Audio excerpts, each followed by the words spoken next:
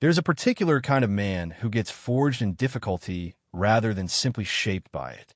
Not the kind who suffers and becomes bitter, nor the kind who suffers and conveniently forgets, but the kind who carries every scar forward like a document, a record of proof that the worst moments were not the final ones.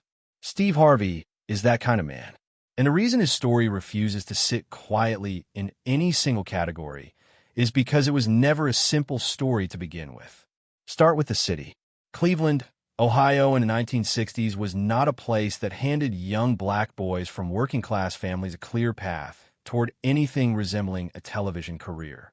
The Harvey family had relocated from Welch, West Virginia, where Jesse Harvey had worked the coal mines before transitioning to insurance sales. Eloise Harvey taught Sunday school. They were decent, grounded, God-fearing people who believed that faith and discipline were the two most reliable tools available to anyone without money or connections. They settled on East 112th Street and raised their children inside a household built on those two principles alone. Their son Broderick Stephen Harvey, born January 17, 1957, would eventually have that entire street renamed in his honor. But before any of that came a childhood defined by something that should have broken him before he ever had a real chance. Steve Harvey could not speak without his words collapsing on themselves. His stutter was severe enough that other children turned it into a weapon, calling him VA Virum, a nickname that captured exactly how his speech would rev loudly and then stall before anything intelligible escaped. For most children, that level of daily humiliation produces either withdrawal or rage. For Harvey, it produced something unexpected, the seed of a comedian. A man who worked at the neighborhood deli took quiet notice of the boy and began teaching him a simple technique. Repeat the thoughts silently 3 times before attempting to speak, then release the words on the exhale. When Harvey managed it successfully, the man rewarded him with candy. A deli counter became the first classroom in what would become one of the most unlikely broadcasting careers in American history. Harvey would say years later that his sense of humor was born directly out of that stutter. Unable to speak easily, he learned to make people laugh instead, because laughter bought him time and gave him power inside moments where his own voice would otherwise betray him. The moment that truly set the course of his life happened inside a 6th grade classroom. The assignment was simple. Write down what you want to be when you grow up. Most children wrote down something safe and predictable. Steve Harvey wrote that he wanted to be on television. His teacher read every paper aloud to the class, save his for last, then called him to stand at the front of the room and proceeded to publicly mock his answer in front of every one of his peers. A stuttering boy from a coal mining family wanting to be on television was not, in her view, a dream worth encouraging. It was an embarrassment. She called his parents. His mother arrived mortified. His father arrived with an entirely different posture. That evening, Jesse Harvey walked into his son's bedroom, took the paper, and delivered a message so simple and so precise that Steve has repeated it in virtually every major interview of his career across 6 decades. Put the paper in your drawer. Read it every morning when you wake up. Read it every night before you sleep. That is your paper. Nobody else's. Yours. Jesse Harvey died in April 2000 from black lung disease, the invisible cost of years spent underground. Eloise Harvey had died 3 years earlier from a stroke. Neither of them lived to watch the paper come fully true. Harvey has said in multiple interviews that this absence sits with him every single day, not as paralyzing grief, but as the particular weight of a debt that can never be properly repaid. The people who gave him the foundation never got to stand on the structure it produced. After high school came Kent State University, where Harvey studied advertising, pledged his fraternity, and eventually flunked out. What followed was nearly a decade of work that pointed in no obvious direction. He boxed. He cleaned carpets. He delivered mail. He sold insurance. He was laid off from General Electric just before Thanksgiving and came home to his family, carrying a turkey and no paycheck. None of it was building toward anything he could name or see. Then on October 8th, 1985, he walked into Hilarity's Comedy Club in Cleveland for an amateur open mic night, stood in front of a room full of strangers, and something shifted permanently. He won the contest. He walked out with $50 in his hand. He cried the entire drive home. Not because the money was meaningful, but because something had ignited inside him that he had no previous language for. He described it as being born. He quit his insurance job the following morning with a wife and infant twins depending entirely on him.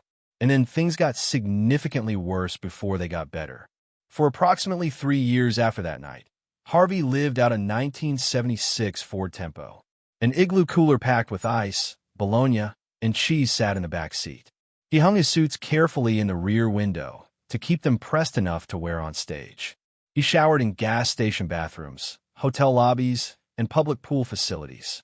He earned as little as $50 a week and gave 75% of that to his estranged first family. When fuel money ran out, he stole it from gas stations to reach comedy bookings across the state. He described that period in a People magazine interview as rock bottom, adding that a week of it was the maximum most people could endure, and he was there for 3 years. What kept him moving was a voice he described hearing during those years, a voice that told him if he kept going, he would be taken to places he had never been, and that he was closer than he knew.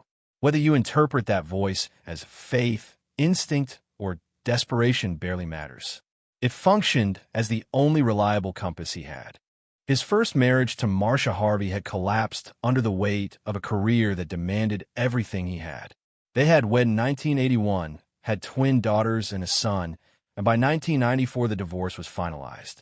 Marcia raised all 3 children alone, while Harvey chased bookings across the country. He fell so far behind on child support that a court ordered him to pay more than $36,000 in arrears. Marcia never gave interviews about any of it. She wrote books, rebuilt her life, and moved forward without turning the story into public theater. That restraint, in retrospect, is remarkable given everything she had reason to say. His second marriage, to marry Lee Shackelford in 1996, produced a son named Winton, but little else that either party would describe as a success. Harvey admitted in his own words that he had entered that marriage for the wrong reasons. Loneliness, primarily, and that the damage was his doing. What followed the 2005 divorce was one of the most turbulent and public post-marriage conflicts in entertainment history. Mary posted YouTube videos in 2011 collecting hundreds of thousands of views, making claims Harvey's legal team systematically disputed using court filings. A judge found her in contempt of a gag order and sentenced her to 30 days in jail in December 2013. She filed a $60 million lawsuit in 2017 that was dismissed on jurisdictional grounds the following year. She never refiled. Harvey received primary custody of Winton. The financial settlement had been substantial, but the personal cost of that chapter, measured in reputation and emotional bandwidth, was something no dollar figure could accurately represent. Marjorie Bridges arrived in his story the way certain people do, early, unforgettably, and at entirely the wrong moment. Harvey first saw her at a Memphis comedy club in the late 1980s. She walked in late. He stopped his act entirely and told the room he intended to marry her someday. She thought she was about to become part of the show. They dated briefly. He was too broke, the timing was impossible, and both of them went on to marry other people. The reconnection happened in 2005 through his bodyguard and close friend William Freeman, known as Big Boom, who told Harvey plainly that the only time he had ever truly seen him happy was when that woman was in his life. They married on June 25, 2007. Harvey adopted her 3 children, Morgan, Jason, and Lori. He told people that God had saved his soul and that Marjorie had saved his life. The marriage became, in his telling and by most external evidence, the stabilizing center of everything that followed. Everything that followed was considerable. Family Feud became his financial anchor from September 2010 onward, earning approximately $10 million per season and making him the longest-running and highest-rated host in the show's 50-year history. His book, Act Like a Lady, Think Like a Man, sat on the New York Times bestseller list for 64 weeks, spent 23 of those weeks at #1, and was adapted into a film that grossed $96 million against a $12 million budget. His morning radio show reaches nearly 7 million weekly listeners. His Steve Harvey global venture produced early investments in Stripe, SpaceX, Coinbase, and GitHub. His Atlanta estate, originally built by Tyler Perry, was purchased for $15 million in 2020. His foundation's annual mentoring weekend and the Disney Dreamers Academy have directly shaped the lives of thousands of young people who would otherwise have had no access to those kinds of platforms or opportunities. The December 2015 Miss Universe incident is the moment most people remember when they think about public failure at scale. Harvey read from a scorecard that had been redesigned at the last minute without anyone informing him. The winner's name was positioned exactly where his thumb covered the card while reading, and the layout made the first runner-up appear to be the primary announcement. He announced Miss Columbia. The crown was placed on her head. 2 full minutes of global celebration broadcast across 190 countries passed before Harvey walked back out, held the card up to the camera, took full responsibility, and corrected the announcement in front of the entire watching world. His apology tweet initially misspelled both countries. He deleted it, corrected it, reposted it. He went on to host 6 more Miss Universe pageants. By 2020, the woman whose crown had been removed on live television told the world she loved him and bore him no fault. The internet took considerably longer. In January 2024, Cat Williams used his conversation with Shannon Sharpe, watched by more than 33 million people, to accuse Harvey of building portions of his career on borrowed material. Mark Curry had been making similar arguments since 2019, pointing specifically to a Halloween bit about childhood poverty and a cardboard costume that bore a very close resemblance to material that appeared on Harvey's talk show years after Curry first performed it. TMZ placed both recordings side by side. Angela Means confirmed publicly in 2024 that the borrowing was real and that it was not subtle. Harvey's denials have been consistent but broad, never directly engaging with the specific footage. The accusations remain open and unresolved. The comedy community's version of justice, social and reputational rather than legal, has no clean endpoint. In August 2023, the rumors about Marjorie and members of his household staff spread with the speed and certainty that social media reserves for stories people already want to believe. A Nigerian senator publicly confirmed the story was fabricated. Harvey addressed it calmly but visibly at InvestFest. Marjorie posted scripture and went silent for 3 months. By June 2025, the couple were photographed at Lake Como celebrating 18 years of marriage.